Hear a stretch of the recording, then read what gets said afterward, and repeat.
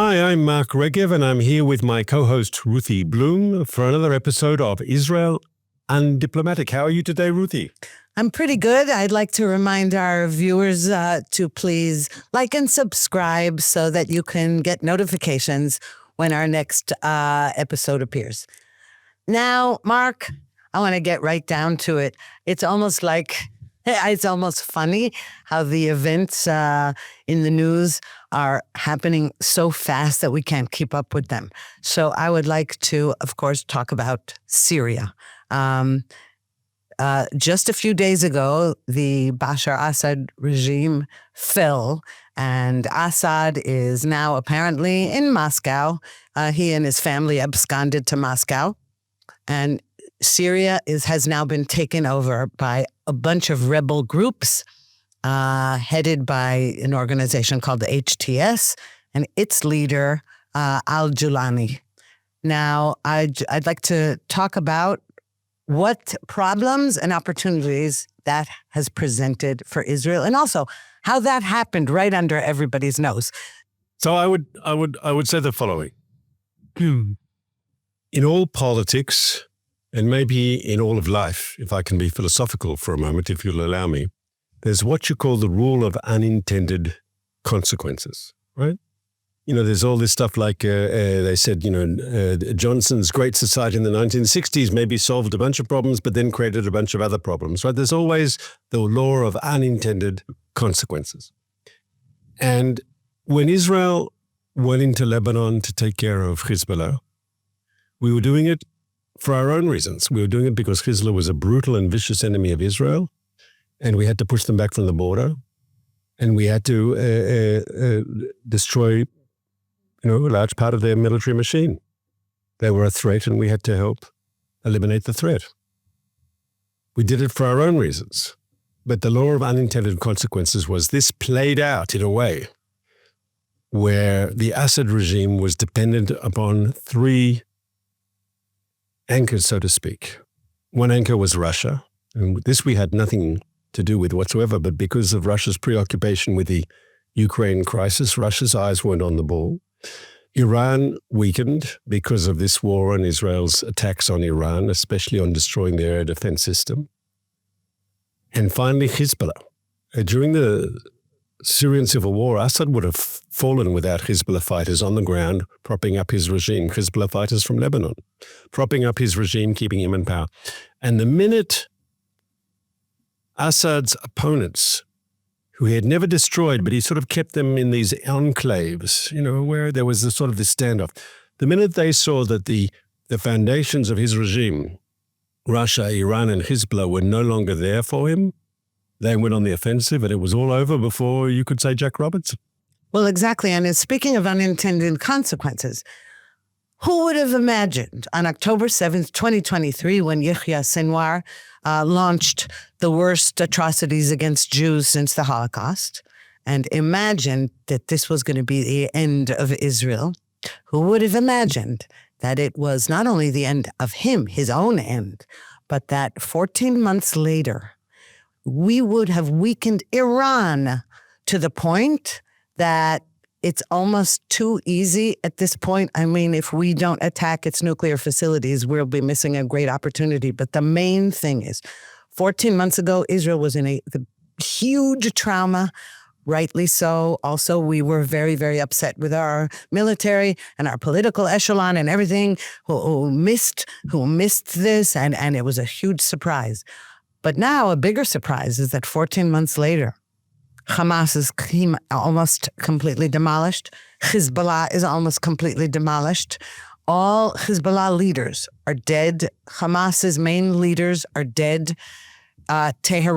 Israel flew into Tehran and incapacitated its aerial defenses. And then the rebels took over. Assad fell. Now, the beauty of this is that finally, I think what we're seeing is that we're not going to buy into the lie that these rebels are now Democrats. They've come to save Syria. By we, I mean Israel, and in particular, Prime Minister Netanyahu. Thank God, because there have been times during his premiership over the years that I felt personally, even though I supported him, I felt that he wasn't tough enough on certain issues. Today, I see, for example, when we had our first pauses in fighting to have our first hostage releases, he said we would return to Gaza and fight, and we did. He said we'd go into Rafah, and we did. He said we'd go into Lebanon, and we did. And when he signed the ceasefire agreement, I got nervous, but no, that was November 27th, by the way, that it went into effect. And he kept his promise. Every single little violation by Hezbollah is met with the wrath of the IDF, thank God. And interestingly, it was on November 27th that the rebels started moving throughout Syria, taking over one city after another. These things are interconnected, and they do show us that the stronger we are, the better chance we have of victory and eventually peace. But not the bogus peace of the fantasists who are even now, there are people saying, oh, the people of Syria now, they're going to be free from... No, there is no people of Syria. Syria is a bunch of disparate tribes, ethnicities, religions, and the only gel they had. Also, there are Kurds, there are all Christians, Druze. The only gel they had was that they all hated the Assad regime, which has brutalized them, terrorized them. But they also hate Israel. So that... I have to correct you a bit there, because it's not all the opposition that hates Israel. Important parts of the opposition, maybe the majority of the opposition. But let's get to that. Let's do what's good and what's bad about what happened in Syria. What's good about what's happened in Syria? And so, first thing, the chance that Hezbollah will violate the ceasefire in a serious way, right, has gone right down, because Hezbollah is now preoccupied, I think, in maintaining its position in Lebanon, because without Assad's buttress, right, without Assad's support, Hezbollah has a serious, serious problem in Lebanon. Second, Hezbollah has a problem rearming, because, of course, that route, Iran through Syria to arm Hezbollah, that's no longer there. And Hezbollah, I think, has a real problem, and it'll be interesting as to how the non-Hezbollah groups in Lebanon, the Christians, the Sunnis, the Druze, how they respond to the changes in Syria, because Hezbollah, because of, the Syrian domination of Lebanon, Hezbollah's had a special, a special status in Lebanon. Now, without that Syrian support, to what extent can there be a new, more healthy reality in Lebanon? So that's the first good thing. Hezbollah's ability to dominate Lebanon, Hezbollah's ability to rearm and get new weapons, all that is very much changed since the changes in Syria. That's good for Israel. It's good for Lebanon. The other issue I think that's good for Israel is we've got to remember what the Iranian strategy was. And for many years, it appears that they were being successful. And their strategy was to encircle Israel. And the idea was we'd have these proxies in Lebanon, in Syria, in Yemen, in Gaza, like north, northeast, south, and immediate south around Israel. And as we know from reading the newspapers, there was all this intelligence about Iran focusing some sort of terrorist movement inside Jordan, which would not only threaten the regime, but allow Jordan to become a base for terrorist attacks on Israel in a huge way. And this strategy of encircling Israel, let's be frank, has fallen apart.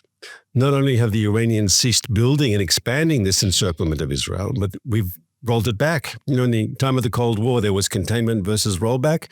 So what Israel has succeeded in doing now, part of it intentionally, part of it as a result of other things that we've done, is we've rolled back. Lebanon is a different Lebanon today. And I think it can change in a positive direction. At least there's the potential. Syria without Assad, and there are bad things that could happen. We'll discuss them at a moment, but that Iran no longer has Syria as a satellite, no longer has Syria as a proxy. This is huge change in the region, and it will. And the whole idea: how can you encircle Israel if you no longer have these pawns on your chess field? So all these things are good for Israel. But now you want to discuss where the dangers are for Israel. All right. Well, I would like to add one other arena that you forgot to mention, and that's Judea and Samaria, a.k.a. the West Bank, where also Iran has its footprint, and Jordan, through Jordan. Again, we have to watch our border with Jordan very carefully, because make no mistake, just because we have a treaty with Jordan, we also have a treaty with Egypt, and we saw that Egypt allowed Hamas to get armed and build tunnels. So we have to be wary of those kind of allies. But the another good part about this whole thing is that Prime Minister Netanyahu has made it clear that he won't allow those rebels to endanger Israel. Now, how do we know he means it? Because in the last 2 days, a miraculous thing has happened. We have taken out so far 80% of the Syrian army and navy, its capabilities. It's Air Force, it's tanks, I don't know, it's fleets, weapons, so that they don't. And Netanyahu made this clear: we're doing this. We're conducting these strikes so that these terrible weapons, and also we're searching for the chemical weapons, do not fall into the hands of bad actors. Now, most of those actors in Syria right now are bad actors. The leader of HTS was a member of Al-Qaeda. It was also there was a point at which it was connected with ISIS. Then it broke apart. He was against Al-Qaeda and ISIS, but he never de-radicalized. This was all infighting, jihadi infighting. Now, what he's done is he's pretending he got a haircut and he wears a suit and he goes on CNN or other channels. He's been being interviewed, claiming that actually, no, he wants to build a free Syria. Now, this really is so reminiscent of Yasser Arafat. When we gave him mouth-to-mouth resuscitation and brought him back from Tunisia, there was this sense that he's a reformer. He has abandoned his plan to kill all Jews. Of course, it was nonsense, and it is nonsense in this case. You're right. There are a tiny amount of people in Syria right now who are would-be allies, mainly part of the Kurds. The Kurds and the Druze. Some, again, not all of the Druze and not all of the Kurds. They too are split. But here's another very worrisome development. Who is behind this and bolstering now? You're right. Russia's gone. Iran's gone. This one's gone. Syria. Guess who's there? Turkey. Turkey is there, and Qatar. Two extremely bad actors. And we know that Erdogan has fantasies of creating a neo-Ottoman empire, and he wants to be the emperor, and he has his designs all over the place. And this, you're talking about he's a NATO ally, which is really ridiculous, but that's another issue. Qatar and Turkey, who are both now, which is also important, involved in negotiations to cause Hamas to release the hostages. So this has made things extremely complicated. I, first of all, want to praise Israel for seizing the initiative. And, there are a lot of people who demonstrate, they're against the bomb, they're against proliferation. Well, what we've done in Syria over the last few days is probably the greatest act of deproliferation, non-proliferation, since Menachem Begin destroyed the Iraqi nuclear reactor and Ehud Olmert, to his credit, destroyed the Syrian nuclear reactor. Taking out and destroying any capabilities they have to build chemical or biological weapons, that's a major mitzvah. That's a good deed. And that we wouldn't want those sort of weapons to fall into the hands of bad actors. And as you said, there are some bad actors in Syria. And taking out their anti-aircraft systems, taking out their naval facilities, their naval potential, taking out their air force, taking out their armor corps. All those things is very important. very important, and I'm glad we've seized the opportunity. I did hear, and you will not be surprised to hear, that the UN Special Rapporteur or Special Representative for Syria, of course, condemned Israel and said Israel has to stop. And I would ask the following, why is Israel in Syria? So we've discussed now that Israel has very good reasons to defend itself, yes, against what could emerge. And I'd like you to notice that even Israel's critics have said, not all of them, but some of the more moderate critics, have said that actually it's very interesting, all these Israeli airstrikes have destroyed a lot of material, right? But very, very, very low casualties. In other words, we're obviously being as surgical as we can to take these targets out and avoid collateral damage. But he criticized Israel, and let's be clear, you spoke before, large parts of northern Syria are under Turkish control. There are 900, reportedly, I know only from the media, 900 American soldiers in Syria. There's a huge Russian naval presence and air force presence around Latakia in Syria. And for someone to say Israel should not be in there when we have direct interests, and you've got two world powers and one regional power there, and just to single out Israel, that for me, that's another sign of UN bias against Israel and a UN obsession. Now, why are we there? Right? Why are we there? Because we would be concerned that there are bad actors. Well, the United States itself targeted earlier this week ISIS in Syria, right? There's still ISIS in Syria as HTS. So one can be optimistic and one can be pessimistic. When I was the Israeli ambassador in London, so I met on occasion with Tony Blair, who was, a Labour prime minister. And people said when he was in Oxford, so he flirted with Trotskyism or the extreme left, the radical left. And so everyone's allowed to have a youthful indiscretion. I think that's them. And so can we look at this HTS movement and say, okay, this was this man's youthful indiscretion? I hope so, but we can't bank on it. And no way. And we have to build on the assumption that we don't want weapons in Syria going into the hands of bad actors, and therefore we are preempting. And as Netanyahu said, I'll quote Netanyahu and then I'll quote Biden.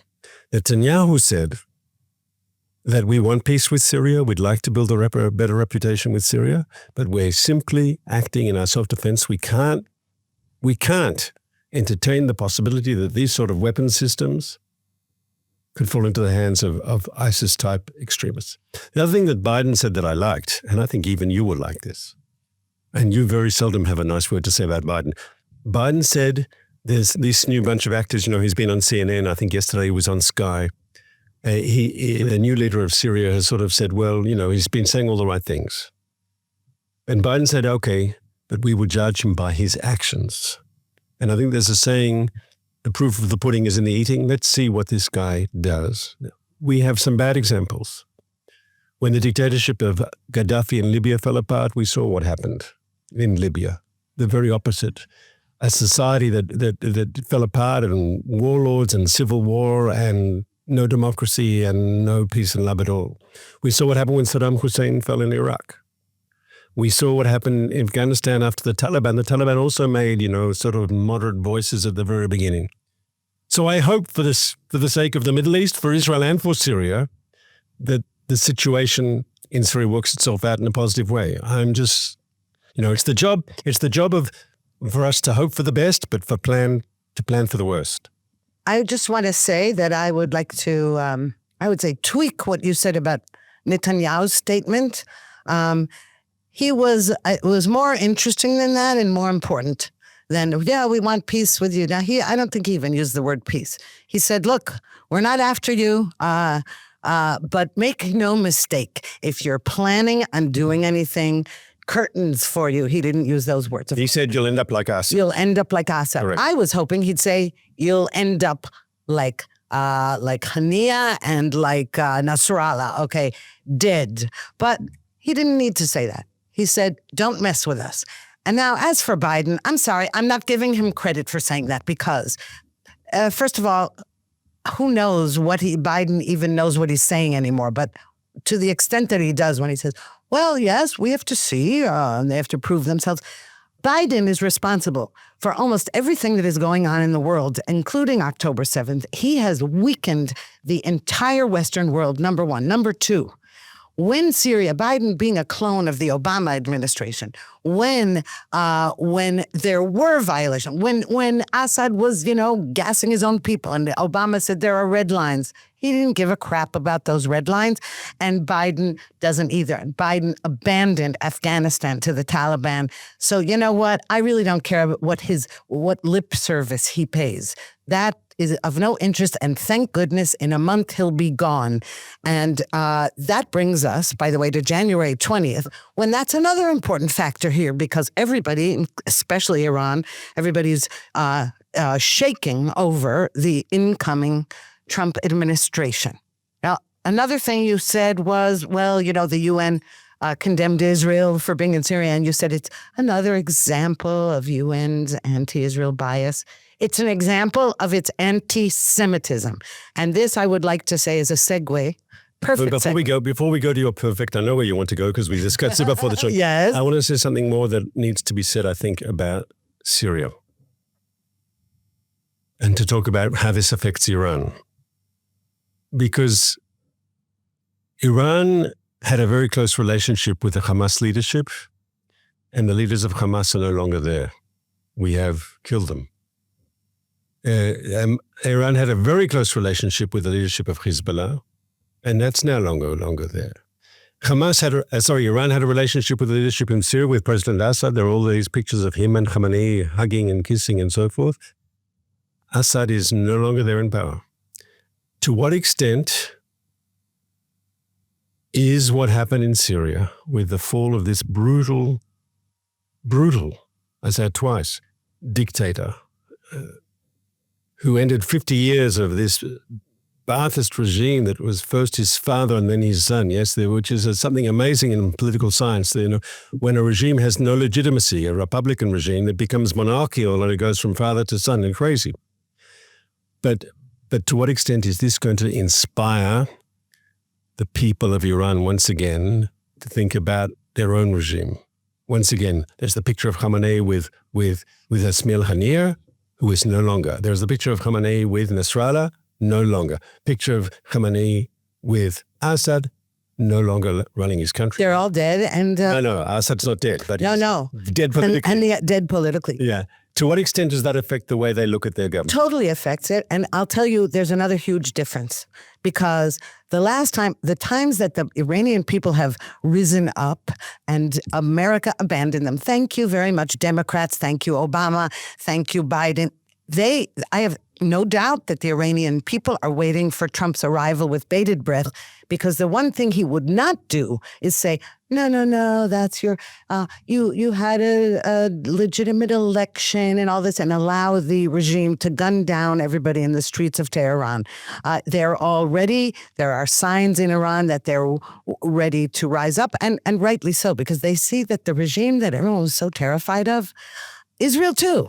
Oh, we can't do that because we'll endanger ourselves. We saw that it was a total paper tiger. In one evening, we flew over there and we blitzed their air defenses. It turns out it wasn't as scary as everybody had thought. But yes, the nuclear weapons are scary. And one thing I'd like to say before we go on to our next topic, and that is that the late Bernard Lewis, the great Middle East scholar, said many, many years ago when people said that there's, mutually assured destruction, like the Soviet Union and America both had nuclear weapons, and so it sort of prevented nuclear war.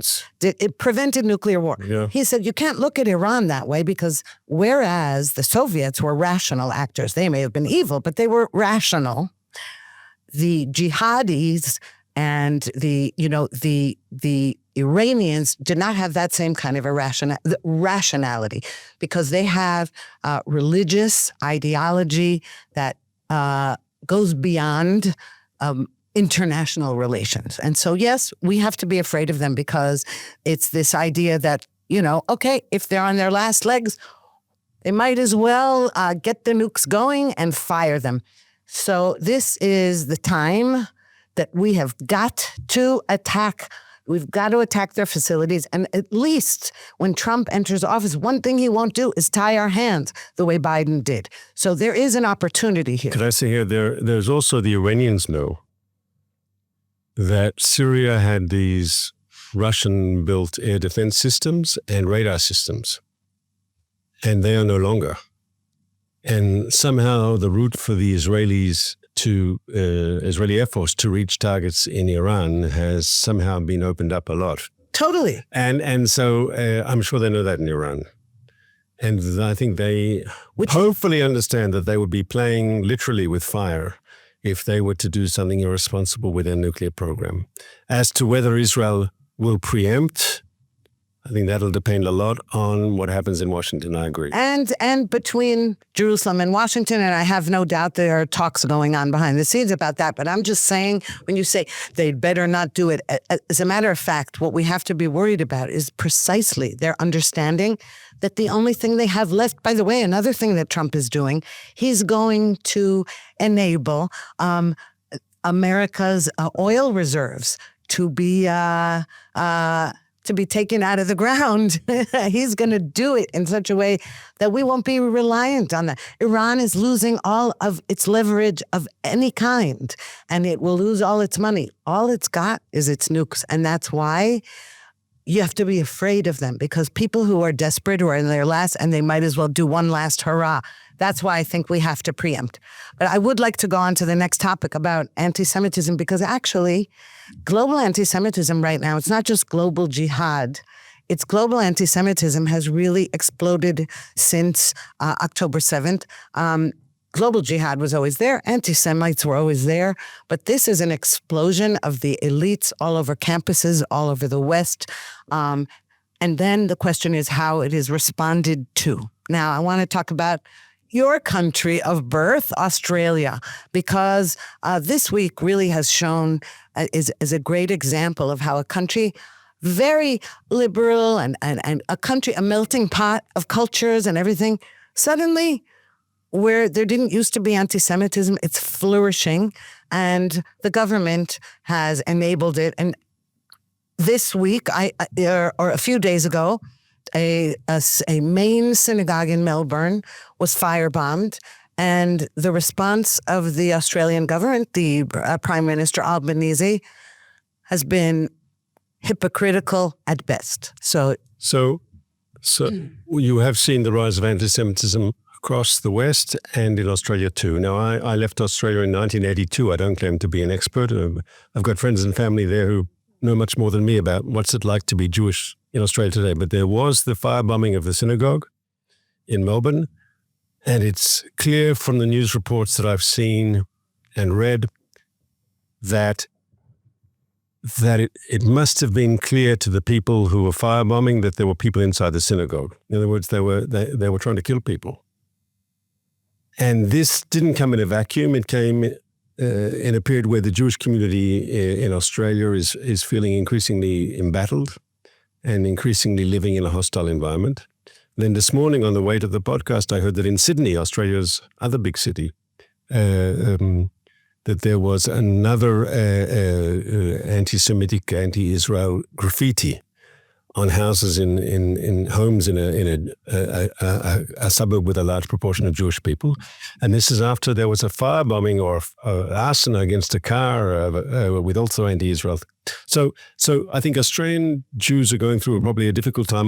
When I grew up there as a child, I don't remember feeling that sort of thing at all. It's come back to haunt. And this is a country that you said has prided itself on multiculturalism and diversity and live and let live, and there's a problem there. And, the government of Australia would defend itself by saying, look, we've been critical of Israel, but that's got nothing to do with Jews. And here I would say to them, that you can't separate the two. When I was in London, there was, I think it was in 2017, there was a survey done by JPR, the Jewish Policy Research. It's a statistical group that does surveys. And, they do many practical things like how many Jewish children are being born today so we can have tomorrow, we'll have enough Jewish kindergartens. And, they do. But they also did a survey on anti-Semitism when I was there. And if you ask people in Britain, are they anti-Semitic?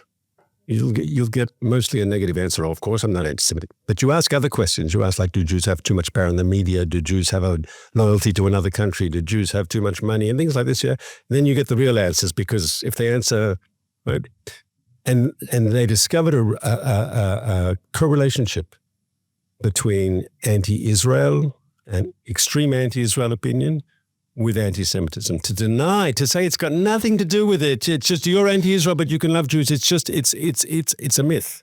It doesn't happen. Mark, to say that you need a survey to tell you that anti-Zionism is anti-Semitism, I think it's like all those other surveys. It's like, did you know if the temperature goes down outside, you need to wear a jacket? That's an important survey. Let me tell you something. We know that it's anti-Semitism. That's not criticism of Israel. Give me a break about criticism. That's the euphemism for let me bash Israel. And again, Australia, why do we see it? Why do we see it in America? Why do we see it in Australia? Left-wing government. Your prime minister and your foreign minister in particular, not yours, no, yes. Australia's foreign minister. She is a hateful, hostile. She blames Israel for everything that's going on in Gaza. This is a government that said it has to respect the International Criminal Court's decision to issue arrest warrants against Netanyahu and former Defense Minister Gallant. They support UN resolutions, anti-Israel UN resolutions. In a climate like that, when you have protests saying Israel's committing genocide in Gaza, and the police in Australia say, oh, that's fine, it's legal, and the government does nothing. That is a mixture, and that's the same thing in America. Exactly. It's like, no, that's not, they're allowed to scream from the river to the sea, Palestine must be free. Nonsense. This is what happens when you have left-wing governments in Western countries. They side with the bad actors. It's appalling. It's outrageous. As you said, those are the parties. The left are the ones who protect gay rights, women's rights. They believe in the environment and this and that and everybody. And in Australia, indigenous population, they're bleeding hearts for everybody except Jews. And to accuse Israel of committing any kind of war crimes in Gaza is anti-Semitic. There's no middle ground here, Mark. So I have siblings in Australia, 3 siblings, and they would probably agree with part of your criticism of the way the Australian government's been behaving, but they definitely wouldn't agree with it at all. And so they probably voted for it. Just like my family, not my immediate family, I have many family members who voted Democrat and always have. No. That Jews wouldn't agree with what I'm saying? Oh, yeah, that's a big surprise. I know it. So what? So it doesn't make what I said wrong. The current Australian government, the tragedy is, if you forget what's happened in the last few weeks in Australia, which is difficult to forget, but Australia traditionally has had a very positive attitude. And Israelis have had a very positive attitude about Australia. Same about America, though. That's why I said it's similar. And it's very sad. I mean, the Australian Prime Minister justified their atrocious UN vote by saying, well, another 100 and something countries voted for it as well. And I would say to them, well, okay, so Australia is now going to be one of these, one of these small critical European countries and anti-Israel, right? And so that's your defense. I don't know how this is going to play out in Australia, but here in the region, with what's happened in Syria, with what's happened in Lebanon, we're definitely on a positive dynamic. And on that happy note, I look forward to seeing you again next week. I look forward to seeing you, as always, again as well.